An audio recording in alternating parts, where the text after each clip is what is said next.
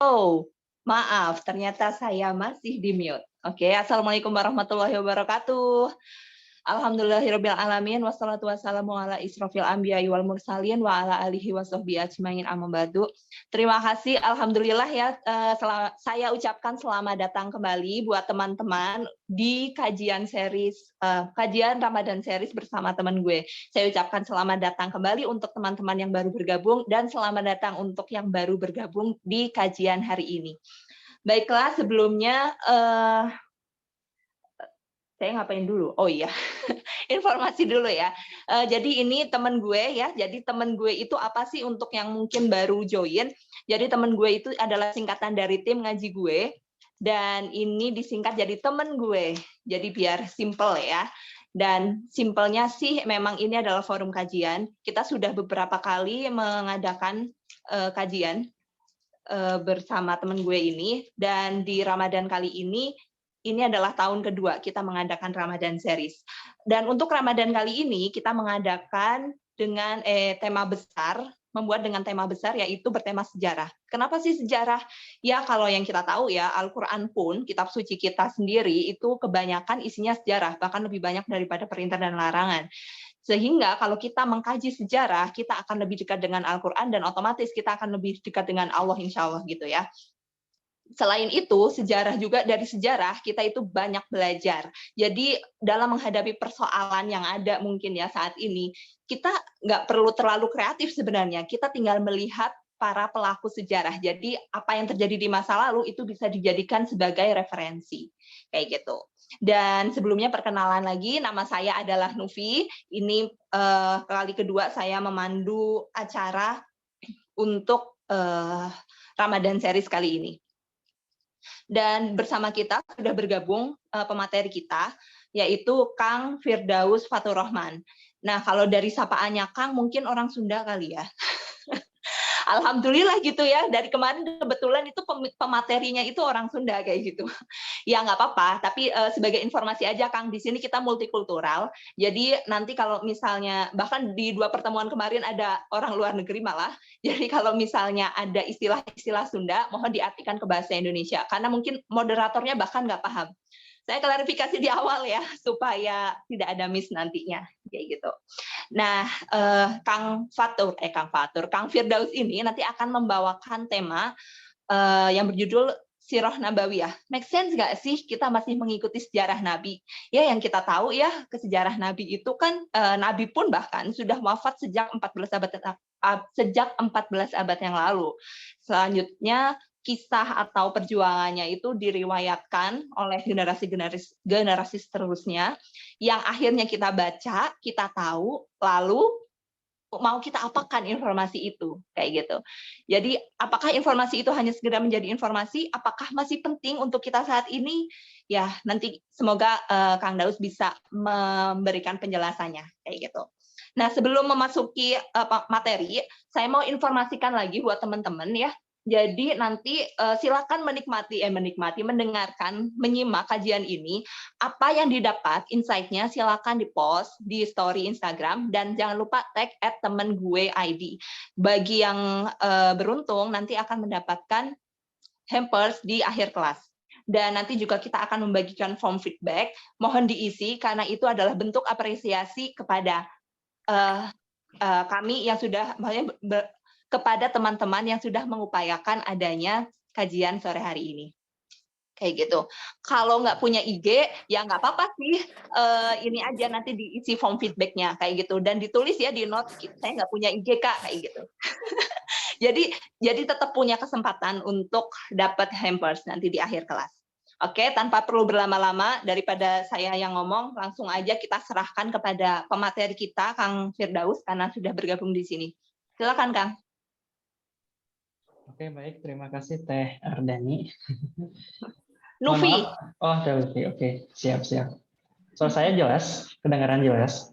Iya, jelas. Oke, alhamdulillah. Bismillah. Assalamualaikum warahmatullahi wabarakatuh. Waalaikumsalam warahmatullahi wabarakatuh. Assalamualaikum warahmatullahi wabarakatuh. Alhamdulillah, alamin. Assalatu wassalamu ala asrofil anbiya'i wal mursalin wa ala alihi washabihi ajmain. Alhamdulillah kita bisa bertemu dengan secara virtual ya dengan Kang Teteh dari berbagai macam tadi ya, multikultural ya. Berbagai Iya, macam. multikultural. Sabang sampai Merauke sih kalau Oh, isinya. mereka. Yang terjauh sampai mana Daftar. ini? Yang terjauh ada di mana nih? Kenapa? Yang terjauh. Yang terjauh Turki. Turki ada? Ada. Oh, ada. Tapi, Iya. Nah, keren. tuh yang menjawab. Boleh tahu siapa namanya? Nama saya Muhammad El Derwish. Oh, dari kota mana? Saya berasal dari Suriah. Saya tinggal di Turki di kota Ankara. Oh, di kota Ankara. Tapi Ya Allah. paham bahasa Indonesia? Saya belajar bahasa Indonesia, tapi dengan baik. Tapi saya mungkin mengerti kamu. Mungkin. Luar biasa sekali. Ada teman saya tuh yang lagi belajar bahasa Turki juga. Dia bahasa Turki. Punya udah belajar bahasa Jepang dia. Keren. Allah, luar biasa. Ada yang lain dari negara lain barangkali? Nggak ada sih. Yang lain ya pokoknya Sabang sampai Merauke weh. Oke, siap. Oke, di sini ya. Meskipun nanti depannya saya akan membawakan tentang Sirah Nabawiyah, mungkin timeline-nya bakal sedikit mengacak atau seenaknya kitanya aja. Dan mungkin sifatnya saya bisa berbicara bahasa di Inggris. Ya. I will try to understand what you say in bahasa Indonesia, inshallah. I hope that. Thank you. Oke, thank you. Wow, luar biasa sekali lah teman kita dari Turki. Masya Allah. Ya, lanjutkan Kang, silakan. Oke, ya kedepannya saya lebih ingin diskusi, bisa ya? Lebih gimana ya? Dua arah. Saya memberikan insight masing-masing karena saya juga pun butuh insight sebenarnya. Masukan untuk bagaimanapun itu saya masih belajar. Tapi saya mencoba untuk memberikan teman-teman sebuah motivasi, sebuah dorongan untuk hidup lebih baik ke depannya mungkinnya. Tadi ada teman kita dari Turki, ada juga dari Indonesia yang lainnya. Mungkin kita bisa diskusi dua arah. Kalau misalkan ada yang mau ditanyakan, tanyakan saja. Tidak masalah, tidak apa bagi saya. Oke. Kalau misalkan ke teman-teman mendengar kata sejarah dari awal tuh gimana sih tanggapan pertamanya gitu? Apa sih yang dipikirkan pertama gitu tentang sejarah? Ada yang ingin memberikan komentar? Biasanya tuh teman saya tuh kalau dengar sejarah, males, apaan sih sejarah, hafalan terus gitu, kayak gimana? Wah, suka nggak mau gitu tentang sejarah tuh, bahkan cenderung menghindari. Tapi teman-teman di sini menanggapi sejarah tuh bagaimana? Boleh dikomentari. Saya ya coba. Boleh. Kalau saya sih lebih kayak ini sih mempertanyakan kayak buat apa sih tahu gitu. Iya, buat apa sih tahu? Iya, betul. Okay. Saya nambahin Kang. Boleh. Kalau ini saya dulu sama sepupu saya sih bilangin gini, ya itu kan udah masa lalu, kita kan harus move on. Iya betul. Kita juga betul harus move on, harus beralih ke zaman sekarang ya. Kenapa kita masih meningin masa lalu, bahkan kita harus menghafal atau harus gimana ya? Ya pokoknya itu harus menghafal masa lalu gitu. Buat apa sih namanya? Padahal kita hidup di zaman sekarang gitu. Buat apa gitu? Nah, coba teman-teman yang lain barangkali ada komentar yang lain. Coba. Tadi ya. Salah satunya, buat apa sih mempelajari masa lalu gitu? Adakah? Satu lagi aja, nggak apa-apa. Izin masuk Kang. Tentang kisah-kisah orang terdahulu yang bisa yang bisa kita tahu walaupun kita tidak merasakan itu. Contohnya apa tuh kisah-kisah orang terdahulunya yang paling disukai oleh siapa? Nur Wahdaniah. Kayak misalnya kisahnya Rasulullah, para sahabat yang yang begini dan begitu. Pokoknya yang sampai kayak masuk surga pas segala gitu loh, Iya, Ustadz gitu. Jadi kan kita tahu, oh iya. ternyata amalan ini dilakukan orang zaman dahulu sampai dia bisa masuk surga. Kayak gitu-gitu sih, Ustadz. Oke, oke, oke. Baik itu ya, benar. Jadi kenapa kita harus belajar dari masa lalu? Karena statement yang terkenal dari Ustadz Hanan Attaqi yang saya ingat banget itu adalah sejarah akan terus berulang. Nah itu ya, sejarah akan terus berulang. Jadi orang-orang yang menguasai sejarah di masa lalu, apalagi sejarah Nabi, sejarah Rasulullah Shallallahu Alaihi Wasallam, itu umurnya tuh bukan 19, bukan 20, bukan 25, tapi umur segitu ditambah 1400 tahun. Karena pengalamannya itu berdasarkan buku teks, berdasarkan apa yang diceritakan, itu sudah memiliki pengalaman di masa lalu yang sangat banyak itu. Jadi kan untuk kehidupan dari kehidupan sebelumnya sampai kehidupan setelahnya itu dia ada bekal, ada guide yang dia punya untuk hidup di masa sekarang. Tapi dengan berbagai macam penyesuaian yang ada sesuai dengan zaman yang sekarang gitu. Kan kita nggak mungkin ya di zaman sekarang transportasi masih tetap memakai unta. Nggak mungkin ya. Sekarang ada Gojek, ada Grab, ada kayak gitu. Iya. Misalkan lagi lebih modernnya gitu. Nah itu, kita tarik benang merahnya supaya dilaksanakan di zaman sekarang. Nah itu, fungsinya sejarah itu satu, sebagai guide kita untuk kehidupan di selanjutnya. Nah itu ya, dari poin pentingnya kita belajar sejarah itu. Nah terus selanjutnya, ketika belajar sejarah pun, kita gimana ya, tidak semena-mena, misalkan kita dapat ilmu apa gitu dalam sejarah tuh, kisah ini, kita langsung diterapkan di masa sekarang. Oh, nggak bisa itu. Soalnya kenapa? Budaya masa lalu dengan budaya sekarang itu sangat berbeda. Pasti ada penyesuaian yang ada. Misalkan tadi yang saya sebutkan yang transportasi itu. Terus selanjutnya ada berbagai macam budaya khas di daerah tersebut yang nggak mungkin kita laksanakan sejarahnya tuh di budaya yang saat ini. Misalkan di Indonesia, budaya Nusantara beda dengan ada penyesuaian-penyesuaian yang ada. Itu belajar sejarah pun ada khusus-khususnya gitu. Nah, tapi untuk sekarang nih, kira-kira apa sih yang kita bisa tiru nih dari teman-teman dari masa sejarah? Kita ambil ya, kita umumkan bahwa yang dibahas sekarang itu ada sejarah Rasulullah SAW. Dari mulai beliau dilahirkan sampai beliau wafat dan juga beberapa sejarah Khulafaur Rasyidin. Nah itu, saya ingin menanyakan kepada teman-teman, untuk yang pertama itu kira-kira apa sih sejarah yang masih bisa kita terapkan di masa sekarang yang benar-benar realistis dan masuk akal gitu? Kira-kira apa ya? Yang kira-kira masih bisa dilaksanakan oleh kita sebagai misalkan ada yang kaum milenial, zilenial gitu. Coba teman-teman, apa aja sih yang bisa diterapkan sampai saat ini gitu?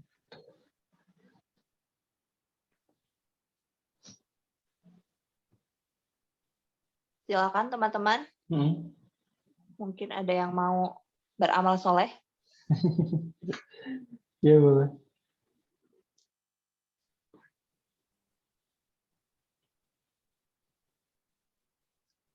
Apa bertanya? I didn't understand the question. Pertanyaannya, oh iya siap. Saya ulangi ya. Pertanyaannya adalah di antara sejarah Rasulullah SAW dari masa ke masa, dari suatu kisah atau peristiwa yang misalnya bisa kita terapkan di zaman sekarang tuh apa kira-kira contohnya? Nah, itu. If Rasulullah sallallahu alaihi wasallam around us these days. No, just about the history. Ya. Okay. I have to. Ya itu. Mungkin yang lain? Gimana? Saya Amal harap kebaikannya jawab. bukan? Ya? Amal kebaikannya. Amal kebaikannya, contoh adegannya coba. Ada yang bisa disampaikan ke kita? Contoh adegan-adegan yang wow gitu. an example from the Prophet life, our Prophet life? Yes. Yes. Yes, yes. Yes. Okay. Okay. I will try. I will try to write. Okay.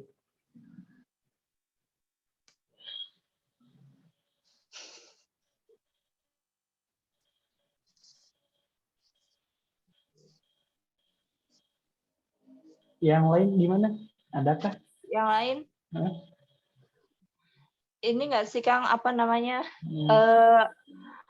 Apa sih namanya? Syariat-syariatnya gitu loh. Syariat-syariatnya. Apa tuh? Iya.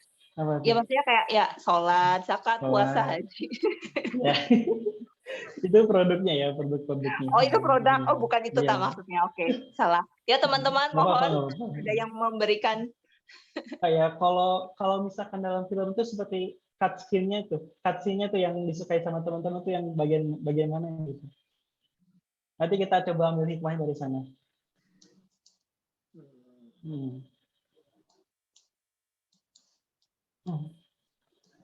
Atau mungkin dari saya dulu ya. Iya, coba Kang. Ada inspirasi. Oke. Bagian sejarah yang paling saya suka itu ketika Rasulullah SAW berjalan-jalan. Saya itu sedang jalan-jalan. Mohon maaf saya lupa kemana gitu. Dalam rangka tugas apa. Namun dia dengan rombongan-rombongannya dan membawa istrinya Aisyah radhiyallahu anha. Ketika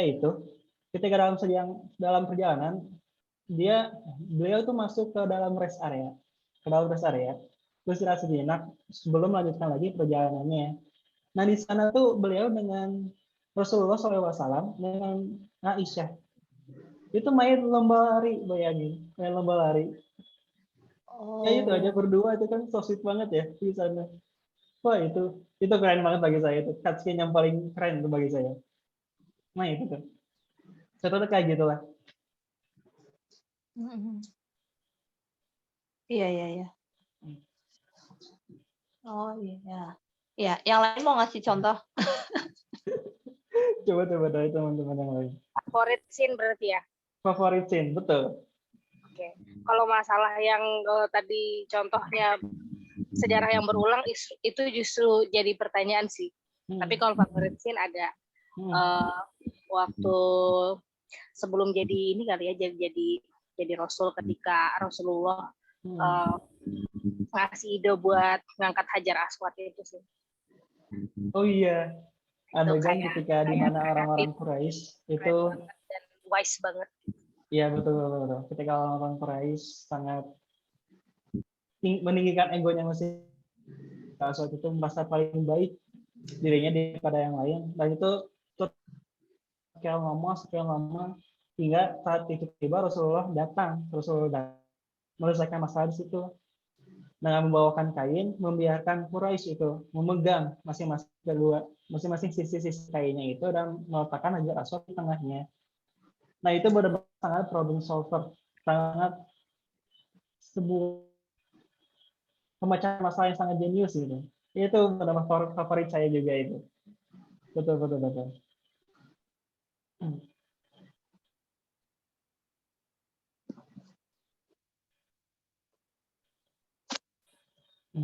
Apakah ada lagi insight lagi yang baru? Ada Kang. Ada gimana? Saya sukanya pas Nabi Muhammad dakwah di Taif. Oh iya, ya itu tuh luar biasa kayak pengorbanannya gitu. Tapi pada akhirnya harusnya kan kalau misalnya manusia, maksudnya mengikuti manusia biasa itu kan kayak udah dilemparin gitu kan. Harusnya misalnya kadang suka jadi sakit hati atau apa, tapi malah didoain dan pada akhirnya di Taif banyak ini yang mengerti Islam. Jadi keren. Iya, Taif adalah scene yang paling saya. Ya, saya juga for Taif because our Prophet berdoa for us, like he pray for us, for the people who stoned him. Yes. Ya, kisah di Taif adalah hal yang paling menguras air mata saya ketika pertama kali tahu tentang hal itu. And there was a boy, like he was a Christian, came to our Prophet and give him some food, and his name was Daniel. So he introduced himself to our prophet. After that, where are you from? Asked our prophet to that boy. The boy said, I'm from Nainawa. So our prophet say, oh, Daniel. So he didn't forget the name of that boy when he introduced himself. That a good manners when you meet someone, you shouldn't forget her name or his name, because it's a good make the relationship so strong. Like. Oke, terima kasih Darwis. We learn understand English now. Sepertinya ini agak English kelas ya. Iya ya, mix. Keren ya. Oke, Kang Daud silakan dilanjutkan. Oke, mungkin saya tadi melanjutkan kembali yang Taif ya. Maaf. Tidak apa-apa. Tidak apa-apa. Oke, yang Taif. Tentang Taif itu adegan ketika Rasulullah dan para sahabat mencoba hijrah berpindah dari kota Mekah. Ya, emang kota Mekah itu beliau dan pengikut-pengikutnya saat itu dianiaya, dicemooh, dilempari batu dan sebagainya, tidak diterima. Pokoknya dalam situasi yang sangat sulit. Dan beliau saat itu mencoba hijrah ke Taif, mengharap agar mendapat perlindungan di sana. Tahunya, ketika di sana disambutnya itu dengan lemparan batu, pokoknya di umpatan-umpatan kasar dan sebagainya. Aduh, itu sakit banget bagi saya. Kalau misalkan saya yang di sana, udah itu menjadi sebuah trauma yang sangat besar. Dan mungkin saya tidak akan kembali ke sana. Tapi Rasul tidak. Ada malaikat penjaga gunung menawarkan untuk menghancurkan Taif. Rasulullah SAW menolaknya dan memberikan kepada nasihat, jangan, yang mungkin yang ingat ya, jangan barangkali nanti dari anak cucu mereka lahir seorang pejuang-pejuang Islam yang akan membela aku nanti. Nah itu, wah itu sungguh-sungguh keren banget adegan itu. Saya suka saat itu. Jadi mungkin maaf ada yang bisa menerjemahkan dari saudara kita dari Turki. Saya kurang bahasa Inggrisnya. Enggak sih Kang, itu cuman ini aja yang kalimatnya itu yang terakhir kan dia emang suka untuk apa namanya? Bentar. Aku coba terjemahin ya. Ya. Ya, dia tadi mention tentang manners-nya Rasulullah ketika ada anak kecil yang namanya Daniel, dia seorang Kristen. Jadi ketika anak kecil ini menjelaskan dirinya siapa dan dari mana, Rasulullah tuh langsung ingat namanya siapa gitu. Kan kadang orang tuh ketika kenalan itu nggak langsung ingat namanya siapa. Iya. Oh, iya. And after that, the boy became a Muslim. Iya. Oke. Ya itu salah satu kehebatan Rasulullah juga saat itu. Beliau langsung mengingat semua nama orang di lingkungannya, di sahabat yang telah bertemu dengannya. Tidak ada yang pernah dilupakan satupun. Ingat sampai orang-orang yang bahkan jarang juga langsung ingat gitu. Apalagi sahabat-sahabat di dekatnya. Ya begitu. Itu bagusnya adalah yang hal kita contoh dari sekarang gitu. Kan mungkin termasuk saya sendiri. Saya kalau misalkan bertemu dengan orang, besoknya sedikit lupa gitu apa gitu. Jadi kadang kedepannya itu suka mancing. Nah, biar dia tuh memberitahukan namanya siapa. Kadang gitu. Ya itu juga hal-hal yang harus kita belajar daripada Rasulullah untuk mengingat nama orang. Walaupun itu adalah hal kecil, tapi itu sangat berdampak. Itu sangat berdampak besar. Bahkan di kisah yang diceritakan oleh Darwis tadi, itu bisa memasukkan dirinya kepada Islam. Nah itu sangat luar biasa gitu. Nah itu. Nah, mungkin satu lagi deh. Apa yang teman-teman yang paling sangat disukai gitu dari adegan sejarah masa lalu?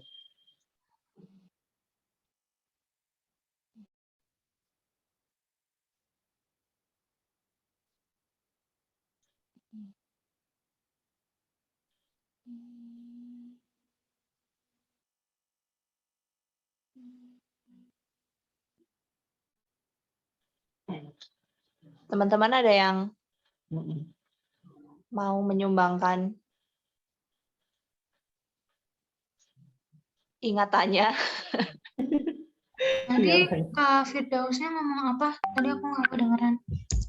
Oh enggak. Iya. Jadi barangkali ada lagi insight-insight baru yang ingin disebarkan kepada teman-teman kita sekarang gitu. Selain yang sudah disebutkan tadi.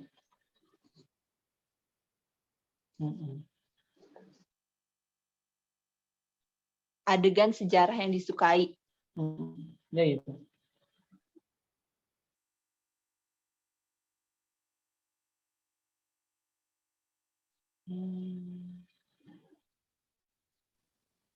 Izin masuk, Kang. Iya, boleh. Itu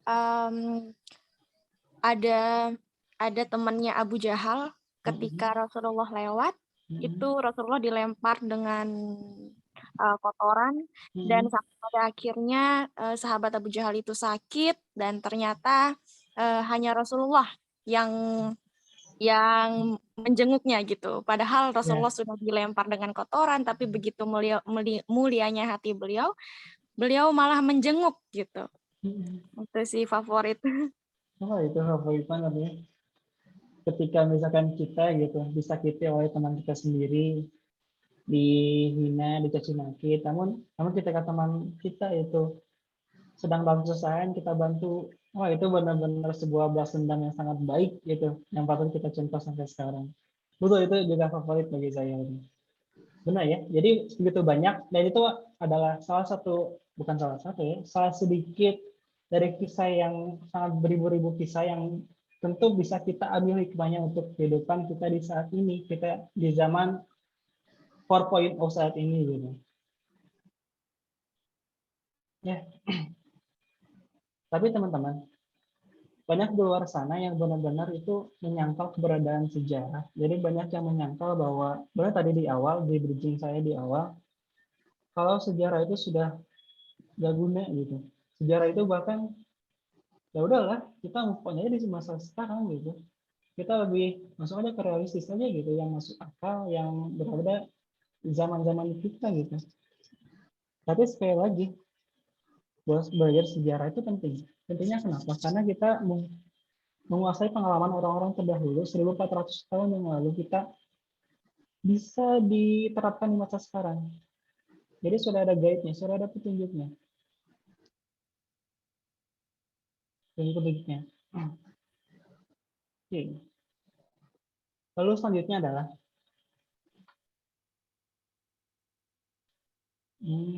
apa lagi yang dibahas ya?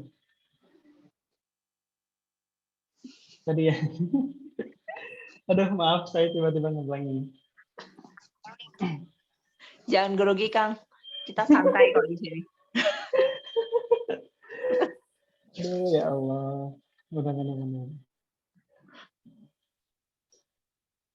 Ya, gitu ya. Ketika Rasulullah itu sebenarnya orang yang sangat dipercaya dulu.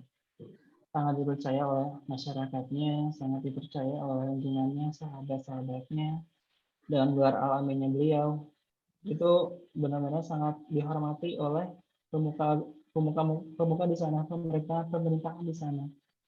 Ketika Rasulullah muda pun, beliau juga menjadi, kalau misalkan di kita itu di Indonesia itu ada namanya Karang Taruna, organisasi. Kalau misalkan di kampus tuh ada organisasi BM kayak gitu. Nah dulu tuh Rasulullah tuh menjabat sebagai ketua-ketuanya, ketua-ketua di masyarakat di sana. Berkegiatan, berprogram-program. Mungkin kalau sekarang tuh kita menggunakan Zoom meeting. Rasulullah juga dulu menggunakan, tapi tidak dengan aplikasi Zoom. Bertemu secara langsung. Mengadakan sebuah kegiatan bakti sosial, dan beliau ketuanya. Jadi buat teman-teman sekarang yang menjadi aktivis, jadi ketua, itu sudah merupakan sejarah apa yang dilakukan oleh Rasulullah dulu. Dan begitu. Begitu ketuanya, beliau aktivis. Ketika muda, bahkan ketika anak-anaknya beliau sudah menggembala domba. Dari menggembala domba itu beliau belajar tentang kepemimpinan, belajar tentang manajerial dan sebagainya. Dan banyak dewasa menjadi aktivis kepemudaan, bakti sosial. Seperti kasus kemarin tuh yang pakai Pertamina dibajak oleh salah satu organisasi kehijauan, yaitu Misalkan kayak gitu, organisasi yang seperti itu. Ya, itu kita bisa tiru. Jadi kita sebagai pemuda, misalkan orang-orang yang muda sekarang, kita tuh harus jadi aktivis. Kita tuh harus bermanfaat bagi orang lain. Nggak harus jadi remaja jompo yang diam tuh udah sakit gitu, kebanyakan duduk di kasur. Kita harus semangat, kita harus bawa perubahan gitu. Seperti yang seorang presiden pertama Indonesia, beri aku muda maka aku akan mengguncangkan dunia. Nah, kita harus merealisasikan hal tersebut. Bahkan sekarang Indonesia sebagai presidensi G20, forum-forum organisasi dan juga negara maju dan berkembang, 20 negara maju dan berkembang, itu ada khusus forum yang dilaksanakan oleh pemuda, Youth 20. Itu berkumpulnya anak muda dari rentan usia 18 tahun, bayangin, SMA di Indonesia. SMA sampai dengan rentang umur 30 berkumpul di Bandung, mendiskusikan hal-hal yang kritikal untuk negaranya, untuk dunia bahkan, untuk dunia.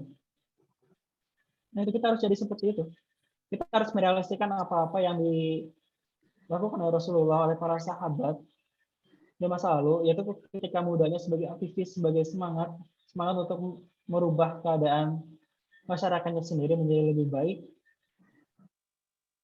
Karena kalau misalkan kaum tua tuh stigma pemikirannya sudah berdasarkan pengalaman masa lalu. Jadi misalkan yang sudah tua kan pernah mengalami masa muda, ketika mereka hancur, misalkan mereka hancur nih, ada hal yang benar-benar di-keep sampai dia tua dan masih menasihati kepada anak muda, kamu jangan melakukan seperti ini karena nanti akan hancur. Tapi oke, itu di masa Anda gitu, masa sekarang tuh beda. Paham ya? Nah, mungkin kayak gitu. Jadi kita harus lebih liar lagi, namun tetap on the track dalam jalannya Allah gitu. Kita kreatif, inovatif. Kita berikan terobosan-terobosan baru untuk merubah keadaan Indonesia gitu, misalnya keadaan dunia gitu. Nah, itu contohnya. Salah satu hal kecil dari apa yang kita bisa contoh dari Rasulullah SAW ketika sebelum dia akan menjadi Rasul dulu. Nah, itu ya. Awal lagi. Dia tuh dijuluki sebagai Alamin karena dipercaya. Karena emang sebagai tokoh publik saat itu, tokoh yang viral seantero Arab saat itu tahu Muhammad bin Abdullah, tahu begitu. Mungkin kalau misalkan dia kaitkan dengan sekarang, followersnya tuh sudah jutaan, sudah ngalahin Ronaldo mungkin yang memiliki follower terbanyak saat ini. Nah, mungkin seperti itu. Nah, kemudian banyak dewasa kembali, beliau itu adalah businessman, seorang pembisnis muda. Yang beliau tuh strateginya tuh luar biasa gitu. Salah satunya adalah kan ketika Quraisy dulu berdagang tuh, mereka berdagang dari Mekah berangkat ke Madinah, berdagang di sana. Nah, ketika waktu dagangnya habis, Quraisy itu tidak langsung pulang, tapi berpesta dulu, bermalam dulu, minum-minum, dansa dan sebagainya yang benar-benar menyia-nyiakan waktu dan sebagainya. Nah, setelah itu baru Quraisy itu pulang ke Mekah. Nah, tapi Rasulullah itu menawarkan strategi yang berbeda. Beliau tuh dari Mekah membawa barang dagangan, pergi ke Madinah, menjual berdagang di sana dalam beberapa hari. Nah, ketika Quraisy yang lain sedang minum-minum, Rasulullah pulang duluan. Tidak menikmati pesta, tidak feeling dulu, tidak langsung pulang.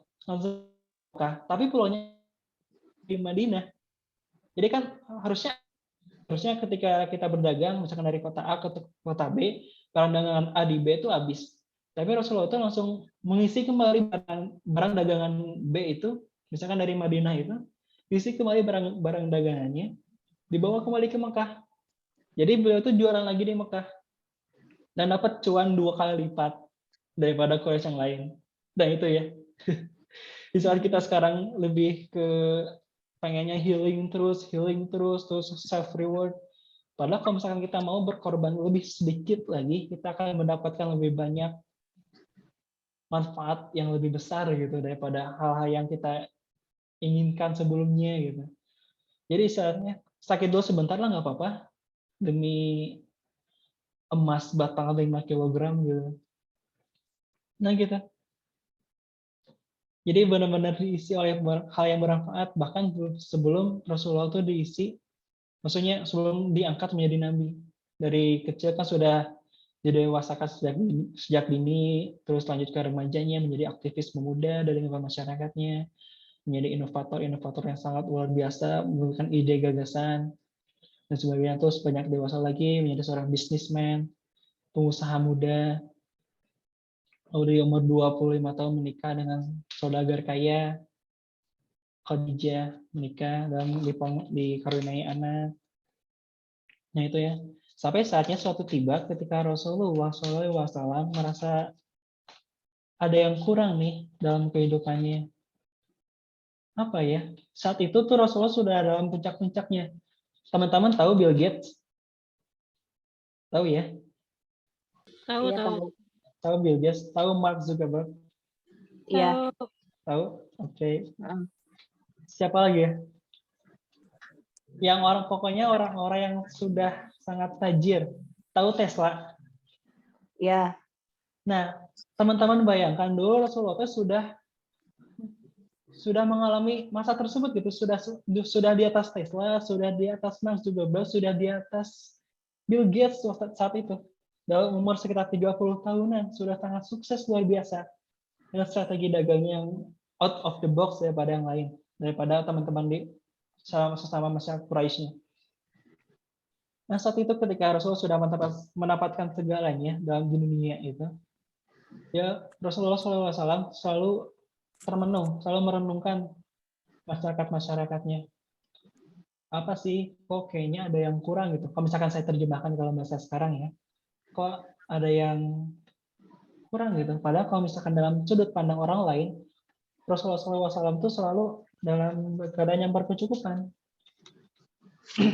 Rumah cukup, bahkan bisa dikatakan mewah lah saat itu. Terus juga banyak membantu budak-budak, banyak karyawannya tuh banyak gitu.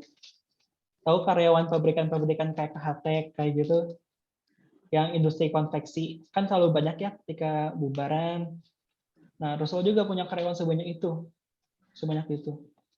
Tapi saat itu tuh Rasulullah lebih cenderung untuk berdiam diri, merenung, memperhatikan bangsanya, memperhatikan Quraisy, merenung apa aja, direnungkan apa aja. Dari mulai bisnisnya, kalau misalkan saat itu rugi, saat itu kenapa saya untung tapi teman-teman yang lain rugi? Kenapa saat itu banyak terjadi hal-hal maksiat, hal-hal yang seperti minum-minum, zina di mana-mana sangat umum. Bahkan ketika wanita berjalan dalam malam hari itu sangat tidak aman, pasti diculik dan sebagainya. Kenapa ya? Kenapa masyarakat saya lebih hancur daripada masyarakat yang lain gitu? Nah, sikap merenungnya untuk memikirkan masyarakat sekitar kita itu juga adalah salah satu hal yang harus kita tiru. Nah, teman-teman misalkan di daerah mana ya? Di Jakarta misalkan. Jakarta tuh banyak kondisinya tuh, walaupun ada yang sisi megahnya, ada sisi elitnya, tapi kita juga tahu Jakarta ada juga sisi yang kumuhnya, seperti di belantaran sungai. Nah, kita juga harus merenungkan hal itu. Apa sih yang sekiranya kita bisa berikan kepada masyarakat-masyarakat di sana? Butuhkah bantuan apa yang mereka butuhkan, pelatihan-pelatihan apa yang ingin kita berikan kepada mereka, supaya mereka tuh berkehidupan lebih baik daripada saat ini mereka jalani. Karena Rasulullah juga sebelum nekat menjadi nabi pun seperti itu. Membantu sesama, ikut berkegiatan-kegiatan yang bermanfaat bagi masyarakat. Seperti itu. Kita juga sebagai kaum milenial juga harus menuruti sikap Rasulullah tersebut. Kita harus memikirkan bangsa ini, kita bahkan harus memikirkan dunia. Kenapa sih Rusia harus menginvasi Ukraina di saat kita tuh masih dalam masa COVID yang lagi naik-naik ini. Kenapa sih seperti itu? Harusnya kan enggak ya. Harusnya dunia itu damai-damai aja. Tapi kenapa harus menyerang gitu? Siapa yang salah? Ukraina yang salah kah atau Rusia yang salah kah? Nah, kita juga bahkan merenungnya harus ke sana. Kita juga harus benar-benar memikirkan apa sih yang harus dibutuhkan oleh kita? Apa sih yang harus ditambah? Wawasan, ilmu, pengalaman dari kita pribadi gitu. Kita tuh jangan pernah merasa cukup akan apa yang sudah kita terima. Bahkan ketika teman-teman ada yang sudah lulus, misalkan dapat gelar S1, S2, atau bahkan S3, saran saya jangan pernah cukup akan hal itu. Karena dunia itu masih luas. Dunia itu masih luas. Banyak masyarakat di luar sana yang membutuhkan tangan kita, membutuhkan bantuan kita, membutuhkan pertolongan kita, kemajuan kita, ide-ide kita, gagasan-gagasan kita yang benar-benar out of the box yang diperlukan untuk sebuah negara. Misalkan Indonesia itu harus maju. Bagaimana caranya membuat maju Indonesia, negara kita sendiri, negara yang diperjuangkan oleh pahlawan-pahlawan dahulu kita gitu. Atau ya lebih dalam cakupan kecilnya ada masyarakat sekitar kita gitu. Kan ada ya, kalau nggak salah ada hadisnya namun saya lupa, mohon maaf. Ketika kita bisa makan, namun tetangga-tetangga kita yang jauhnya sekitar 40 rumah tuh ada yang nggak makan sama sekali, itu bakal ditanyakan di akhir nanti, kenapa kamu bisa makan sedangkan tetanggamu itu tidak ada suara dentang piring pun saat itu. Itu juga ditanyakan gitu. Jadi begitu care-nya kita kepada masyarakat sekitar kita itu adalah sebuah, mungkin bisa dikatakan sunnah ya. Patut kita tiru dari Rasulullah itu yang sudah merenungkan hal-hal masyarakat demi kemajuan mereka gitu ke depannya. Nah gitu. Nah dari sana ya, dari merenungkan hal-hal yang negatif dari masyarakat Quraisy, ternyata dengan merenung itu kita bisa mendekatkan diri kepada sosok yang sangat diagungkan, sosok yang sangat kita udah sadar kepadanya, yaitu Allah Subhanahu Wa Taala. Bayangin ya ketika Rasulullah itu merenung itu sekitar mungkin umur 35-37 mungkin ya.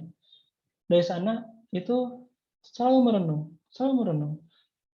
Kadang sampai mengorbankan waktu dagangnya hanya untuk merenung, hanya untuk berdiam diri di Gua Hiro. Itu maksudnya bukan kalau dalam bahasa Jepang tuh hikikomori ya, bukan seperti itu. Tapi benar-benar memikirkan strategi dari renungan itu, muncul strategi apa, gagasan apa yang dibuat, apa program apa yang dijalankan. Nah, mungkin merenungnya seorang ketua BEM, seorang ketua organisasi, merenungkan program kerja apa yang akan saya berikan kepada anggota-anggota saya, gimana ya caranya. Nah, kayak gitu, merenungnya kayak gitu. Bukan merenung tentang hal percintaan, bukan galau, bukan kayak gitu ya, bukan.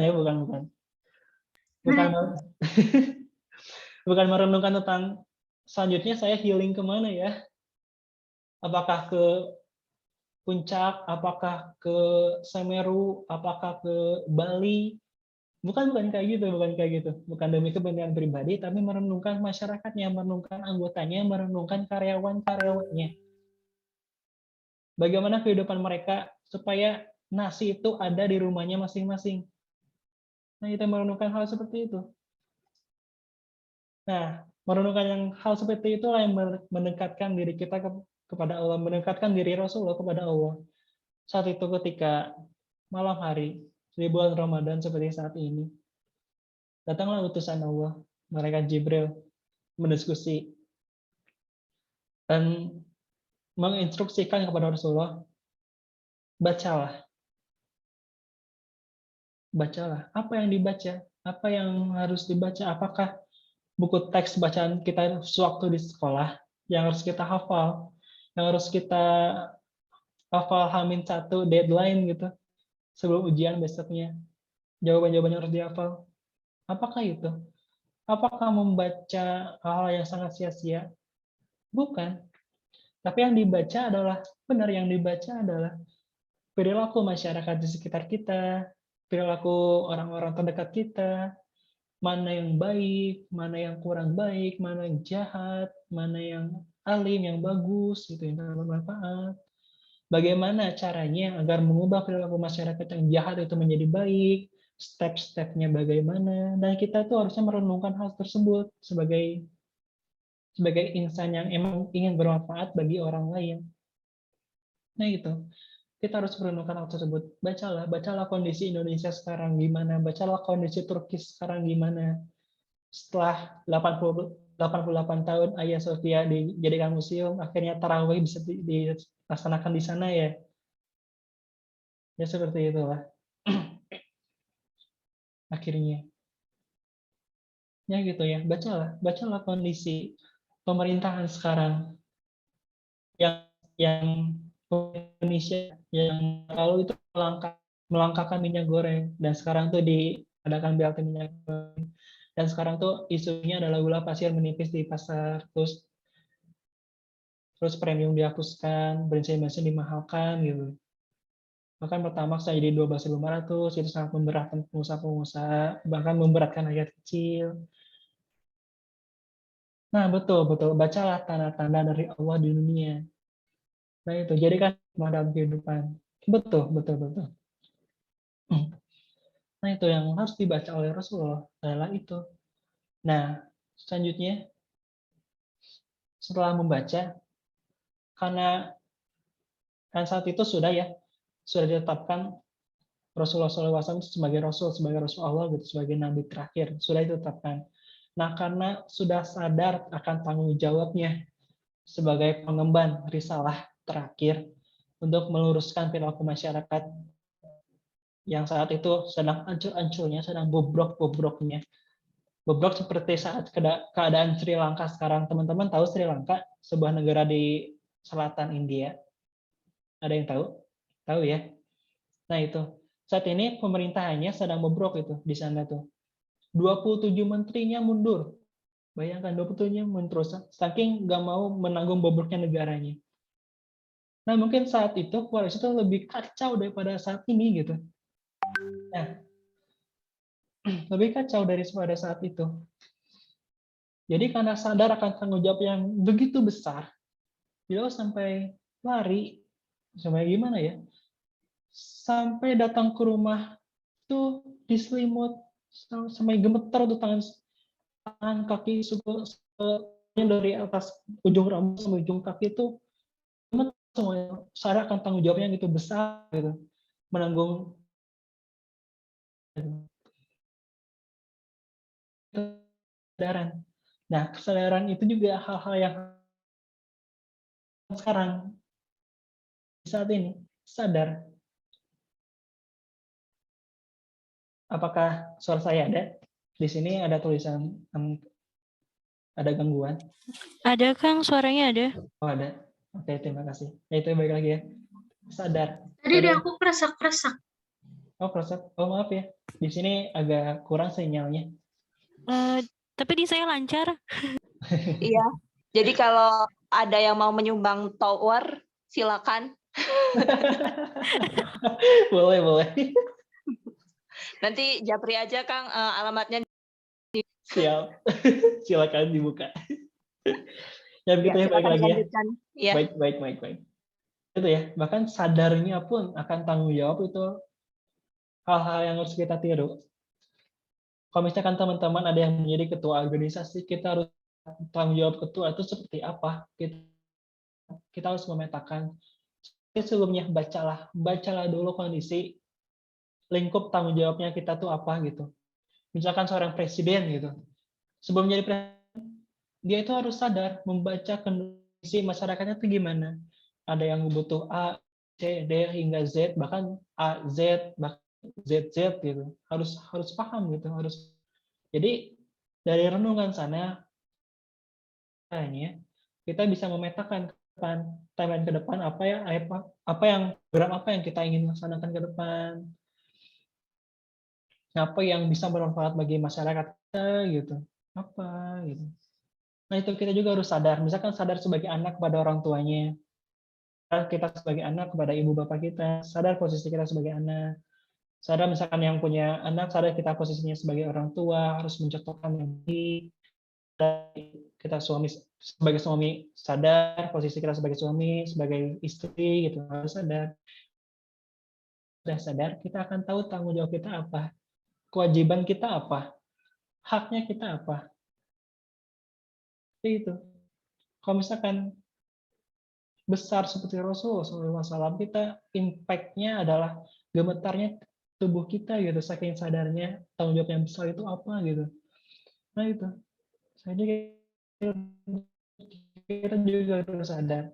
Misalkan sebelum sholat, sebelum zakat, nanti ya kita ada zakat fitrah ya di bulan Ramadan ini, yang dimana itu adalah wajib diselenggarakan oleh setiap muslim. Nah sebelum mengeluarkan uang zakat itu, kita harus sadar zakat ini untuk apa, untuk siapa, nanti kedepannya untuk siapa, akan berimbasnya bagaimana.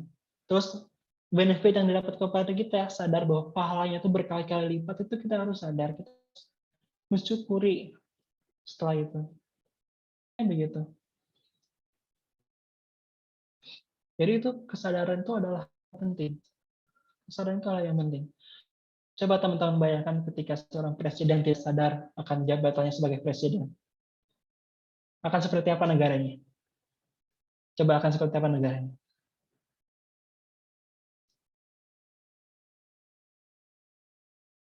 Ada yang bisa memberi contoh? Ketika seorang ketua, ketika seorang pemangku kepentingan, ketika seorang pejabat tidak sadar akan posisinya, apa yang biasanya dia lakukan?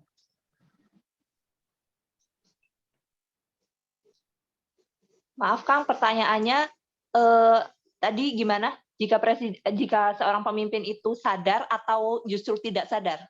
Tidak sadar. Oh, ketika seorang pemimpin tidak sadar akan tanggung jawabnya sebagai pemimpin, kira-kira apa yang akan dilaksanakan? Apa yang akan dilakukan oleh seorang pemimpin itu ketika tidak sadar? Satu aja contoh kepada saya.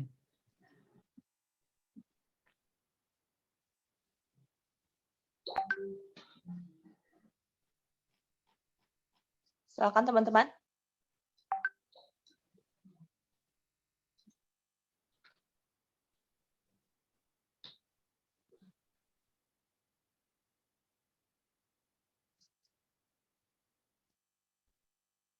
Silakan teman-teman, tenang aja ini nggak disadap. Banyak yang takut nih ya. Contoh lah ya. Ketika misalkan ada seorang pejabat di negeri Wakanda gitu ya, di mana gitu. Ketika dia nggak sadar akan posisinya, diberi amanah sebagai seorang pemimpin, dia pasti akan melakukan hal yang sewenang-wenang, sebagaimana maunya dia, makanya menyengsarakan rakyatnya. Nah itu bahayanya ke sana. Ketika amanah tidak dijalankan sebaik mungkin, itu akan menanggung sebuah siksaan yang besar ketika nanti di akhirat kelak. Nah itu ya, jadi pentingnya kesadaran tuh itu. Ya mungkin itu saja yang bisa saya sampaikan. Mungkin satu pertanyaan, dipersilakan. Masya Allah, luar biasa. Terima kasih pematerian yang disampaikan oleh Kang Firdaus ini luar biasa ya. Jadi sepertinya perlu ada part 2 sih. Tapi ya udah sebelum ke sana kita membuka sesi pertanyaan dulu. Silakan, mungkin ada yang mau ditanyakan, langsung saja di unmute.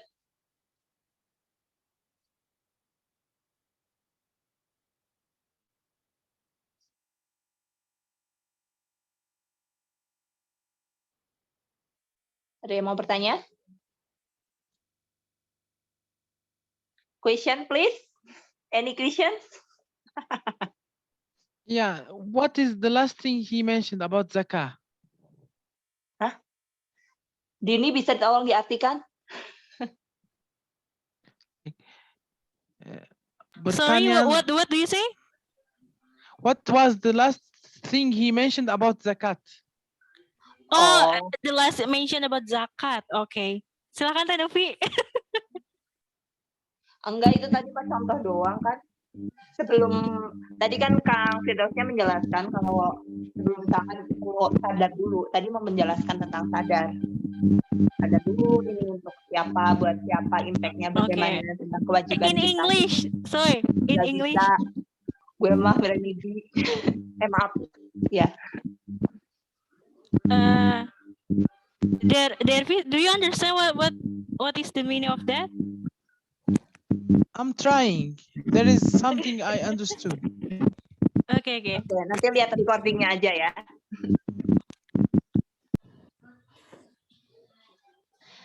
Mungkin yang lain ada yang mau bertanya?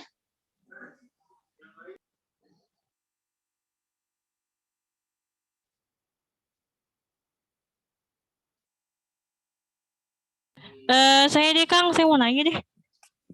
Oke, jadi silakan. Iya.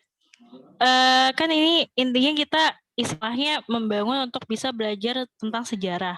Tapi kadang kita tuh ya untuk motivasinya itu tuh kayak kurang loh Kang. Jadi kayak wah sejarah kayak boring atau segala macam. Nah itu gimana sih supaya benar-benar kita tuh ngebangkitin semangat buat belajar dan tahu kalau ini tuh penting banget gitu.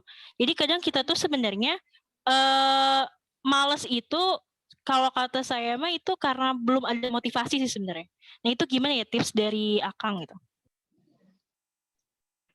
Tips supaya belajar sejarah itu termotivasi ya? Mungkin buat belajar. Oke. Maaf, yang nanya tadi siapa? Dini. Oke. Mungkin saya akan nanya tadi Dini ya. Ini genre kesukaan film atau novel atau apapun itu apa genrenya? Yang paling disukai apa? Genrenya ya? Iya. Tentang kehidupan. Tentang kehidupan. Slice of life ya, potongan kehidupan. Lebih ke kehidupan sih. Nah mungkin Teh Dini bisa mulainya dari sana. Dari adegan-adegan yang emang itu menunjukkan sebuah potongan-potongan kehidupan aja gitu. Udah gitu. Misalkan ketika Rasulullah dengan istrinya mencoba mencicipi madu gitu, gimana gitu. Nah itu tuh dicemburuin sama Aisyah dan sampai berkata, oke lah kedepannya, kalau misalkan dalam bahasa sekarang ya, oke lah kedepannya aku akan coba madu lagi, nggak mau. Tapi langsung ditegur oleh Allah, jangan kamu haramkan madu dan sebagainya gitu ya. Itu adegan yang slice of life gitu sebenarnya, yang hal-hal yang biasa lah di kehidupan kita. Nah mungkin kita bisa belajar dari sana aja dulu, dari sudut pandang hal itu, sudut pandang yang memang kita sukai. Misalkan orang yang suka romance, dicoba misalkan sejarah yang berkaitan dengan romansa kayak gitu kan, nggak apa-apa untuk meningkatkan motivasi dari sana juga, nggak apa-apa. Jujur saya juga dulu tuh sejarah tuh sukanya emang dari kecil ya, sukanya karena emang actionnya sih, perang-perang sebagainya, bagaimana strategi Rasulullah gitu. Selanjutnya ketika sudah remaja kan tahu ya tentang bucin sebagainya gitu, mohon maklumi. Nah saya juga suka romance kayak gitu, adegan-adegan Rasulullah yang romantis kepada istri-istrinya, saya suka kayak gitu, saya suka. Jadi waktu itu bahkan saya membaca buku tentang Khadijah, membaca buku tentang Aisyah, bahkan saya beli tentang sirah khusus untuk Aisyah gitu, sudut pandang Aisyahnya gitu, saya beli waktu itu. Nah itu aja. Jadi belajar sejarah dari genre yang kita sukai. Nah itu, kalau misalkan dari segi textbooks. Tapi kalau misalkan kita lebih suka listening, lebih suka mendengarkan, kita cari ustadz-ustadz, asatidz yang emang pembawanya tuh enak. Kalau saya tuh favoritnya adalah Ustadz Hanan Ataki. Mungkin teman-teman bisa searching. Nah pembawanya tuh cocok banget buat anak muda. Bisa ngebaperin gitu lah. Ya gitu. Saya suka banget itu. Nah itu contohnya. Ya hal yang kita suka aja dulu. Nggak usah memaksakan diri. Misalkan sejarah yang baku sebagai tarikh Nabi gitu, apa gitu yang orang pesantren baca, enggak deh, kayaknya nggak dulu buat kita mah. Nah dari situ aja, oke ya? Iya Kang, makasih Kang. Oke siap. Okay. Semoga kurang puas ya sehingga bisa mencari lagi. Oke, iya. Terima kasih karena waktu juga sudah menunjukkan pukul 5 sore. Jadi untuk kajian hari ini kita cukupkan sampai di sini dulu. Nanti teman-teman yang mungkin akan bertanya, ada yang mengganjal, ada yang ingin diklarifikasi, silakan isi form feedback-nya. Saya mengingatkan kembali bahwa teman-teman ini nanti mohon untuk diisi feedback-nya sebagai bentuk apresiasi juga kepada tim yang sudah mengupayakan adanya kajian ini dan kepada semua pihak lah intinya di sini. Dan nanti kalau misalnya ada pertanyaan, pertanyaannya akan diteruskan kepada pemateri dan insya Allah mungkin tidak semua, tapi akan dipilih beberapa untuk dijawab. Nanti akan dijawab dalam bentuk reels. Dan maka dari itu teman-teman juga mohon aktifnya ya, kayak gitu. Terus nanti juga teman-teman bisa menceritakan apapun yang disampaikan, yang didapatkan hari ini melalui story di Instagram dan jangan lupa tag @temengue_id. Nanti yang beruntung bisa mendapatkan hampers di akhir kelas. Dan sedikit saya simpulkan ya dari pematerian hari ini yang memang sangat luar biasa sekali. Jadi memang ya kita tuh penting sekali ternyata untuk belajar sejarah karena memang dari sejarah itu kita ada guide gitu untuk langkah kita kayak gitu, menentukan langkah kita bisa supaya nggak salah langkah ibaratnya ya, itu dari guide-nya itu kita menyimak lagi kembali sejarah kayak gitu. Dan kalau kita meneladani sejarah Rasulullah kayak gitu, bahkan sekedar merenung pun itu adalah kita sedang meneladani sejarah, tapi merenungnya itu merenung yang seperti apa ya, kita merenungkan keadaan, terus selanjutnya membaca keadaan, lalu memikirkan apa yang harusnya kita kontribusikan, apalagi kita sebagai anak muda kayak gitu ya, kita tuh perlu menjadi seorang aktivis yang bisa berkontribusi kepada masyarakat kayak gitu. Jadi kalau kita bisa berkontribusi, kita berarti sedang mengamalkan sejarah juga dan kita mengikuti sunnah Rasul, berarti seperti itu. Mungkin sejarah kurang menarik, tapi seperti tadi di bagian akhir kita bisa memulai mempelajari sejarah itu dengan hal-hal yang disukai, misal dari genre tertentu kayak gitu. Ya mungkin itu sedikit, nanti kalau teman-teman punya tambahan silakan kesimpulannya ditaruh di story dan jangan lupa @temen2id. Begitu. Baik, terima kasih kembali ya kepada pemateri dan semua teman-teman yang sudah bergabung pada hari ini. Berarti teman-teman yang bergabung pada hari ini itu luar biasa ya, berarti teman-teman adalah orang-orang yang terpilih untuk mendapatkan ilmu langsung dari pemateri. Dan sebenarnya kalau saya sih ya, ini perlu part 2 sih. Ya nanti kita sambung-sambung lagi lah ya. Kita diskusikan saja. Ya, nanti kita diskusikan lagi. Ada tim diskusinya ya, oke. Nah, nanti ini juga akan di-record ya, jadi teman-teman nanti kalau ada yang miss-miss bisa lihat di YouTube temen gue. Saya ucapkan terima kasih kepada pemateri, kepada semua peserta, dan tim panitia yang sudah memfasilitasi kegiatan hari ini. Saya mewakili segenap kru yang bertugas, mengucapkan mohon maaf apabila ada salah. Dan akhir kata, kita tutup acara hari ini dengan bacaan hamdalah bersama, alhamdulillahirrabbilalamin, istighfar, astagfirullahaladzim, dan doa kafaratul majlis. Subhanakallahumma bihamdika, asyhadu an la ilaha illa anta, asyhadu. Oke, terima kasih. Sekian dari kami.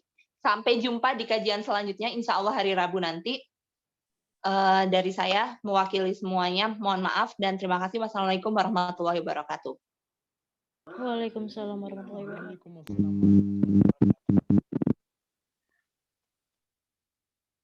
Oke, teman-teman boleh mulai live group ya. Terima kasih. Assalamualaikum.